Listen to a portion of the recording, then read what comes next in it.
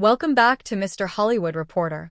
Today, we're diving into one of those wild, eye-popping moments that somehow still manage to surface in the ever-chaotic world of celebrity headlines and viral clickbait.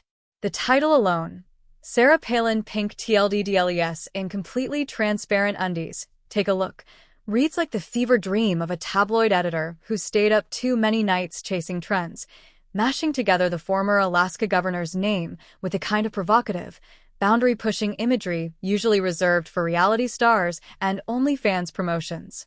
Of course, anyone even remotely familiar with Sarah Palin's public persona over the last decade and a half knows this is pure fabrication, a piece of internet bait engineered to exploit name recognition, shock value, and the endless appetite for scandal. There is no photo, no leaked video, no candid paparazzi shot of the one-time vice presidential nominee posing in sheer lingerie, pink or otherwise. The phrase itself appears to be little more than a crudely assembled string of keywords thrown together to game search algorithms and lure curious, or mischievous, clicks from people who remember her 2008 campaign, her reality television stint, or her occasional fiery appearances on conservative media circuits.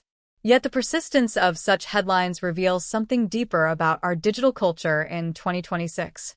Even long after a public figure steps mostly out of the national spotlight, their name remains a reusable asset for generating outrage, amusement, or simple morbid curiosity.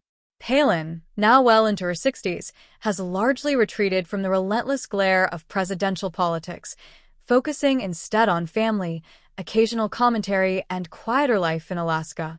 She's no longer the moose-hunting, pitbull and lipstick firebrand who dominated cable news cycles, but the internet never forgets, or forgives, the opportunity to recycle a recognizable face into fresh outrage porn.